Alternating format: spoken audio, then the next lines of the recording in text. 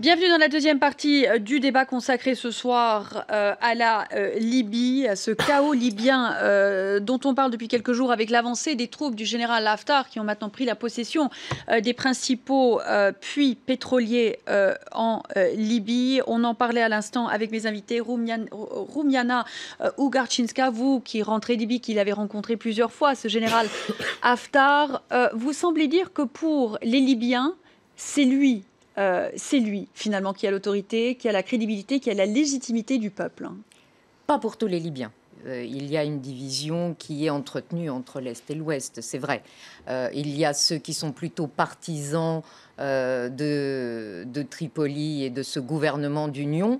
Pas tant parce qu'ils adhèrent à ce qu'il leur est proposé, mais parce qu'ils sont plutôt opposés à la personnalité même du général de Khalifa Haftar, et non pas à l'idée que ce serait le Parlement ou que ce serait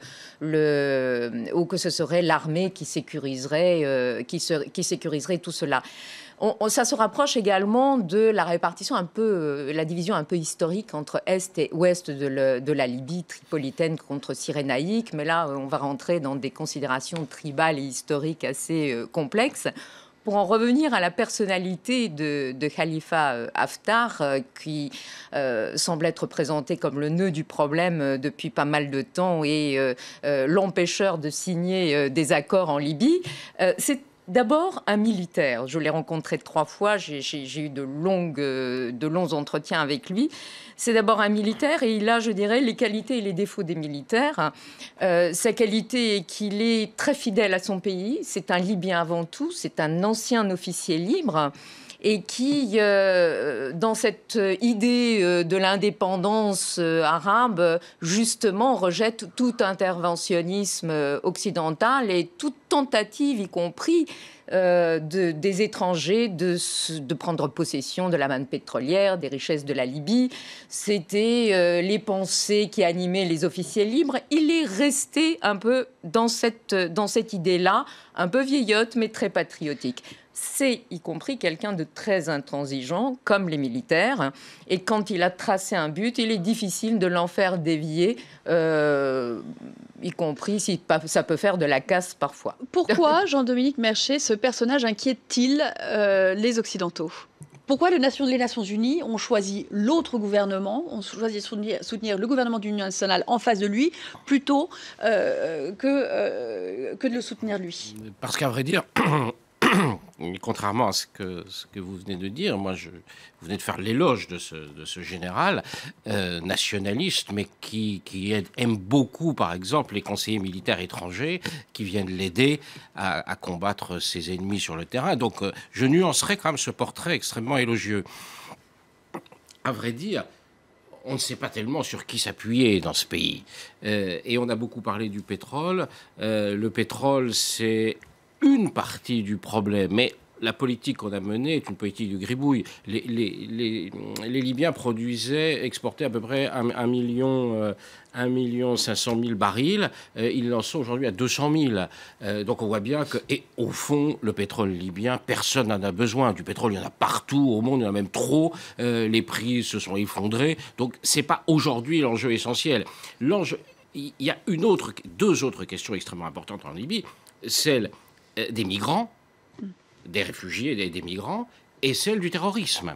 Donc évidemment, cet endroit, au-delà de la question pétrolière, est devenu un enjeu stratégique, parce que vous avez ces masses d'Africains maltraités par les Libyens, n'oublions jamais ça, extrêmement maltraités par les Libyens depuis de longues générations, c'est pas nouveau, mais là maintenant ça prend des proportions épouvantables.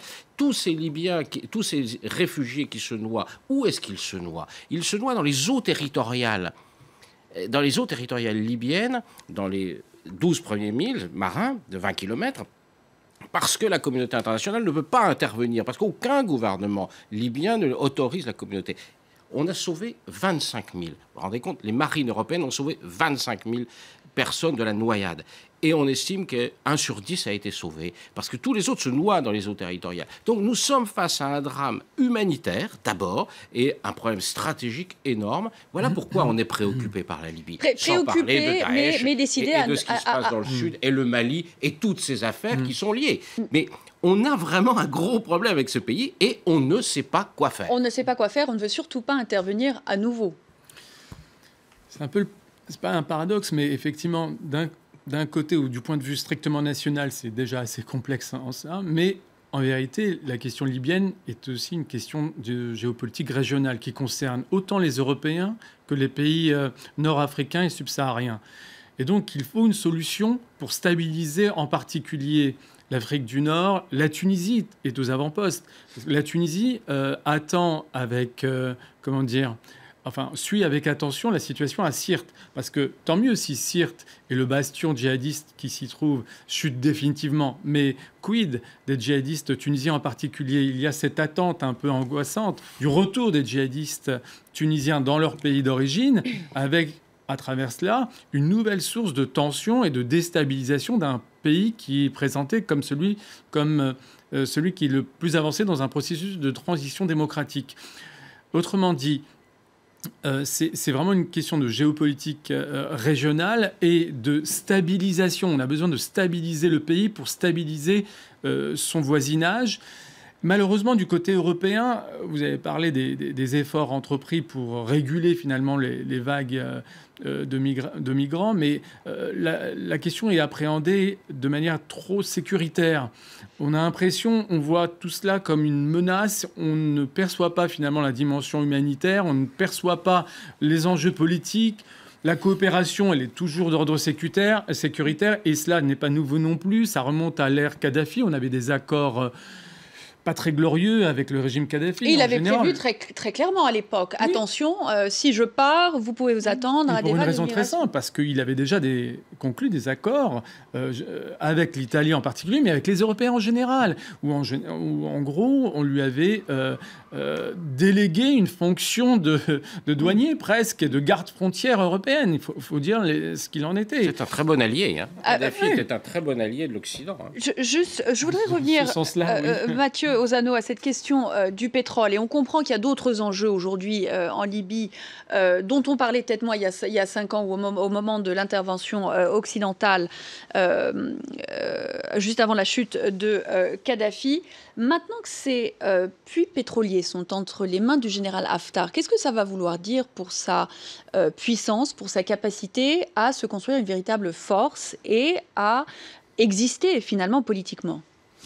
Je pense que le fait qu'il mette la main sur les terminaux pétroliers de Libye lui donne très certainement un avantage encore supérieur à celui dont il disposait jusqu'à présent pour prendre la place qu'il souhaite prendre dans l'avenir de l'État libyen. De manière plus générale, le pétrole a un rôle structurant dans l'avenir de la Libye, quoi qu'on en pense, puisque c'est pratiquement la seule ressource de devises pour la Libye. Et on parle de réserves très importantes. Oui, alors le problème, c'est qu'on est dans un contexte d'effondrement des cours du baril, de surabondance, ça a été dit, de surapprovisionnement du marché pétrolier. Donc ça va être très compliqué pour le pétrole libyen de se refaire une place, et une place rentable sur le marché pétrolier. Et puis il y a un autre problème, c'est que les infrastructures pétrolières ont été peu ou prou endommagées par 5 années de guerre civile plus ou moins active. Et la relance de la production libyenne réclame des capitaux. Et pour cela, il faut effectivement, et on reboucle sur la question dont on parlait précédemment, il faut le quitus des Occidentaux. C'est-à-dire que pour que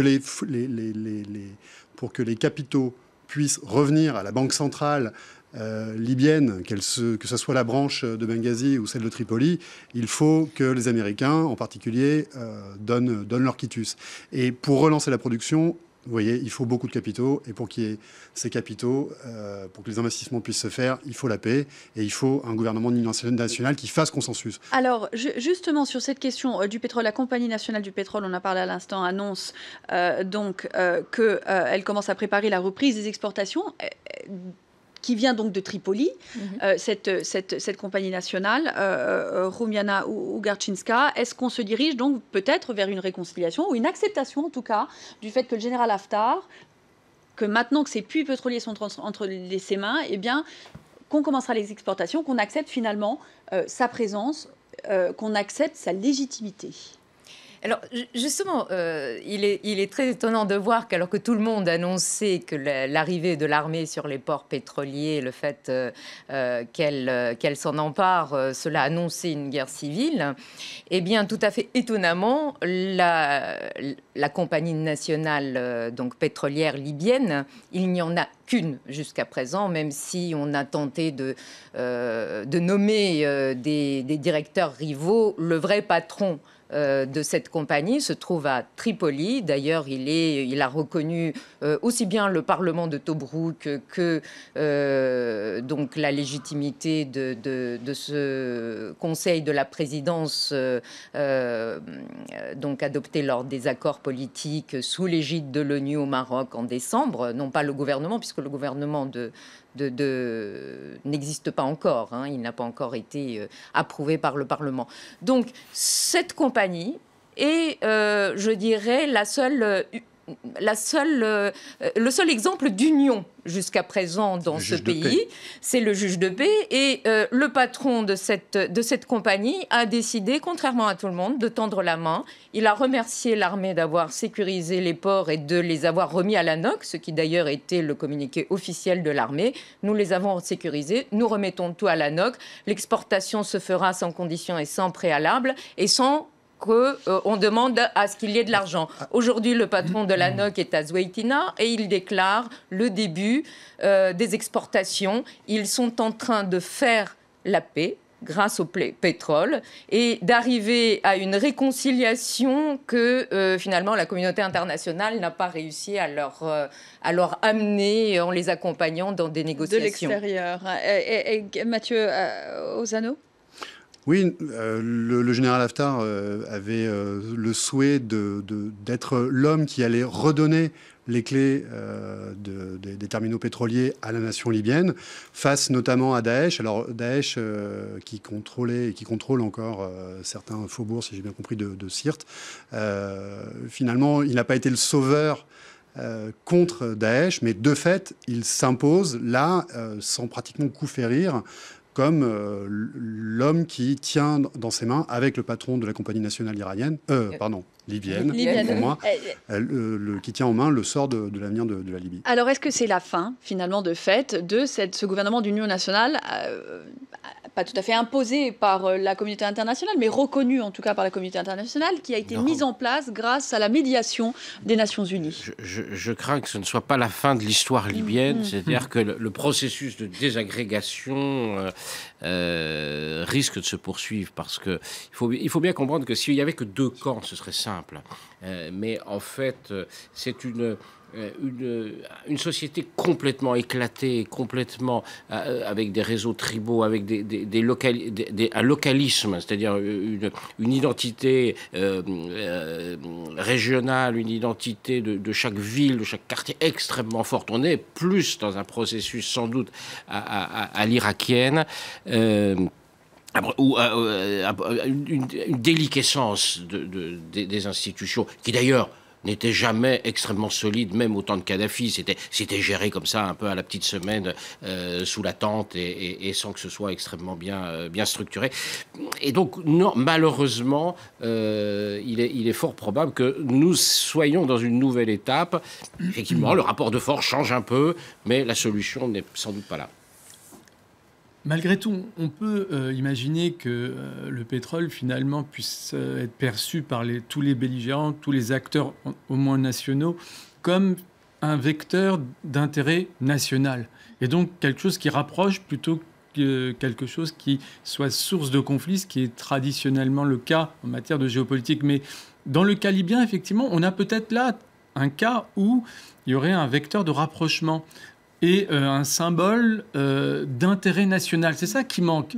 Parce que la réalité sociale, elle a été rappelée. La réalité libyenne est une réalité socialement éclatée, fragmentée. Mais vous avez des richesses nationales incarnées par un produit en particulier. Et on ne peut pas dire que, par exemple, le pétrole soit associé à une tribu en particulier, même s'il y a cet enjeu-là. Donc, il y a cette représentation du pétrole comme richesse nationale. C'est un début et ce n'est pas à sous-estimer. Deuxième élément, toujours plutôt optimiste, la communauté internationale, les grandes puissances, pour aller vite quand même, parce que la communauté internationale n'existe pas, ne peut pas laisser un tel chaos se perdurer et Mais se peuvent-ils propager. accepter le général Haftar? À la limite, c'est une question secondaire. L'acteur est secondaire. L'important, c'est la stabilisation. Rappelez-vous, on était à 2 doigts d'une officialisation d'une intervention française d'ordre militaire en Libye lorsque les attentats commençaient à prendre une dimension nouvelle sur notre territoire. Autrement dit, il était hors de question de laisser se développer un bastion, des bastions, un ancrage territorial djihadiste en Libye, aux portes de l'Europe en général et aux portes de la France en particulier. Vous aviez là une source de justification. Les militaires français y sont. Oui, mais je parlais d'une intervention militaire beaucoup plus de la même nature qu'en Irak et en Syrie aujourd'hui, avec des bombardements. À partir du moment où Daesh est en train d'être éliminé de Libye, et pas par le général Haftar, par les forces qui ne sont pas forcément nos amis, parce qu'on les accuse aussi d'être trop liés aux frères musulmans, enfin bref, on les aime pas beaucoup. Ceux qui ont mis dehors Daesh, c'est pas l'armée d'Haftar, c'est l'autre armée. Mais on n'a absolument pas mis dehors Daesh de Libye. Daesh n'est pas Sirte, mais absolument pas. J'y étais, donc je peux vous le dire. Et donc, la menace qui était extrêmement sensible il y a quelques mois, tout le monde se disait on va avoir le califat sur le bord de la Méditerranée, il faut faire quelque chose. Aujourd'hui, on a à peu près compris que les Américains ont tapé assez fort avec leur aviation. Il y a eu des conseillers militaires, des forces spéciales britanniques. On a réduit cette menace. À partir du moment où cette menace est réduite, on considérait que c'était le sujet. Les Libyens, ils ne deviennent plus une priorité absolue. Alors, Roumianak, pour justement cette présence de Daesh sur le sol libyen, où en est cette menace aujourd'hui? On avait l'impression de l'extérieur, après ces frappes américaines qui durent quand même depuis longtemps, le général Haftar qui en avait fait un peu sa mission de repousser les djihadistes. Où en est la menace aujourd'hui? Où en est leur présence? Leur présence est importante, ils ont été affaiblis, mais ce n'est pas parce qu'on les a repoussés de Sirte ou qu'on les a repoussés de Derna et de Benghazi précédemment, et là pour le coup c'est l'armée qui les a repoussés et qui les combat depuis 2 ans, ce n'est pas parce qu'on les a repoussés de ces bastions qu'ils ont disparu, ils se sont tout simplement dispersés et la menace est plus importante que jamais puisque justement cela permet de créer beaucoup d'autres cellules, ils infiltrent d'autres groupes qui sont des groupes plus modérés, s'en servent comme de faunées pour s'implanter dans différentes régions et la menace est là, d'autant plus qu'il y a déjà des informations, notamment les Français étaient avec l'armée du général Haftar pour observer et collecter de l'information sur ce sujet. Il y a une collusion qui se fait, une connexion qui se fait entre Daesh, les éléments de Daesh en Libye, et les éléments donc de Hakmi et de Mokhtar Ben Mokhtar. Ben Mokhtar a dépêché 2 de ses lieutenants rejoindre donc l'une des dernières formations islamistes, conglomérats de Daesh, Ansar al-Sharia, etc., qui marchaient sur Benghazi il y a 1 mois. C'est à ce moment-là, en collectant de l'information, au moment où l'armée de Haftar bombardait ce convoi qui essayait de reprendre Sirte, ils étaient là pour collecter de l'information justement sur ces points-là. Ils sont morts là. Donc, la France est parfaitement au courant du danger qui guette la Libye, de cette connexion entre Al-Qaïda et Daesh. Et Daesh est toujours présent, son bastion céleste. Il avait pris Sirte, mais là, il s'est tout simplement replié dans son bastion. Il y a de nombreuses cellules, il y a des attentats permanents à Benghazi, il y a des civils qui meurent, il y a sur le front de l'Est de l'armée d'Haftar 1000 morts depuis le début de l'année. Il y en a 500 à Misrata, côté Misrati, qui combattent Daesh à Sirte. C'est quand même un peu malheureux de diviser les combattants libyens qui meurent au front contre Daesh, parce que leur ennemi, pour le le coup est commun et ça aussi, ça les unit. Alors, sur ce, on va voir ce qu'en disent les internautes, surtout sur cette question du rapport publié aujourd'hui en Grande-Bretagne, ce rapport accablant pour les Occidentaux et cette intervention d'il y a 5 ans. On en parle tout de suite avec Karim Yayaoui.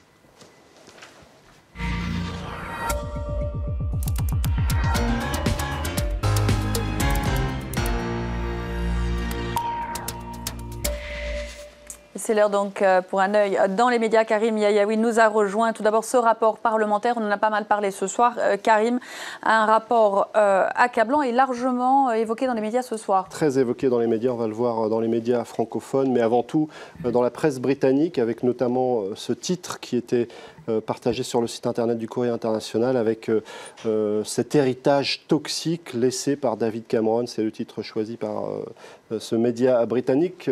Ce rapport largement commenté, repris notamment sur le site du Guardian, qui évoque en gros un certain nombre d'éléments. Cette intervention, selon le rapport, était fondée sur des postulats erronés, une analyse partielle de la situation et pas suffisamment de vérification préalable sur la menace réelle qui pesait sur les civils libyens. Le site Slate également évoque largement ce rapport et a choisi pour illustrer cet article une image de David Cameron, mais aussi de Nicolas Sarkozy, puisqu'on parle de lui dans ce rapport, notamment à travers les conclusions de Sidney Blumenthal, qui est un conseiller d'Hillary Clinton, qui a été secrétaire d'État, et qui évoque les motivations, selon lui, de Nicolas Sarkozy. En voici quelques-unes, d'après Sidney Blumenthal: accéder au pétrole libyen, accroître l'influence de la France, mais aussi servir son propre intérêt politique à ce moment-là. Et puis fournir, nous explique ce rapport, l'occasion à l'armée française d'asseoir sa position dans le monde. Il y a un autre élément évoqué dans ce rapport, c'est le fait qu'on voulait aussi contrecarrer la volonté de Kadhafi de gagner en influence dans l'Afrique francophone. En tout cas, un rapport particulièrement critique à l'égard de David Cameron, mais aussi à l'égard de Nicolas Sarkozy. Évidemment, certains soulignent qu'il n'y en a pas de rapport en France. C'est le cas de Fabrice Arfi, journaliste au Monde. Alors justement, on en parlait à l'instant, on a parlé tout à l'heure de ce rapport et à quel point il était difficile pour Nicolas Sarkozy, entre autres. Oui, et ce qui est intéressant aussi, c'est qu'il va être difficile d'être exploité par ses opposants. Pourquoi ? Parce qu'il faut rappeler que les socialistes, en particulier, ont voté, ont soutenu l'intervention. Même les écologistes. Les écologistes, enfin, il y avait un consensus national, pratiquement, à part le Front de gauche et les communistes, à mon avis. À l'Assemblée nationale, il y a eu un consensus. Donc les socialistes, aujourd'hui au pouvoir, sont dans une position délicate où ils doivent assumer aussi leur propre position de l'époque. Et à mon avis, ils auront du mal à exploiter cette situation. Et Juppé lui-même est cité dans le rapport, puisqu'il était ministre des Affaires étrangères à l'époque. Il a défendu l'intervention au Conseil de sécurité. Bref, c'est un rapport qui finalement neutralise tout le monde et accuse tout le monde en même temps. Oui, et en même temps, il enfonce quelques portes ouvertes, parce que dire que la France défendait ses intérêts et que Nicolas Sarkozy pensait à sa réélection... Et le problème, c'est si la France n'avait pas défendu ses intérêts, si Nicolas Sarkozy n'avait pas pensé à ses élections. Là, il y aurait quelque chose de nouveau. Les intérêts des Libyens, voilà. Si les intérêts des Libyens avaient été correctement défendus. Il y a eu effectivement un emportement, une naïveté. Moi, j'étais plutôt contre cette opération, mais. Bon, dire que la France voulait essayer de récupérer un peu de pétrole, essayer de ça me semble quand même une évidence.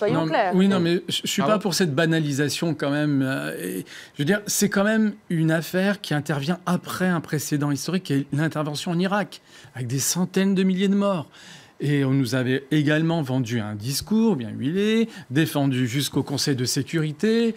Oui. Tout cela nourrit après, in fine, le déficit de confiance dans nos représentants politiques et jusqu'au complotisme. C'est aussi une intervention qui arrive après les ratages français en Tunisie, où on a soutenu le dictateur, en Égypte, où on a soutenu le dictateur, qu'on soutient d'ailleurs toujours, un autre, mais un peu de la même famille. Mais la Libye ne s'explique en fait en partie pourquoi les gens interviennent, parce qu'il y a cette peur du Rwanda. Rwanda, c'est-à-dire la peur qu'il y ait de vrais massacres, qu'on assiste à des massacres et qu'on ne fasse rien. Je ne pense pas, parce qu'entre le Rwanda et la Libye, il y a eu beaucoup d'hypothèses. Dans le chaos total et à laisser un pays en face de Daesh avec des milliers de morts depuis. Je ne suis pas en train de vous dire que c'était injustifiable, que c'était vrai. Je suis en train de vous dire que c'est ce qu'il y avait dans la tête des gens.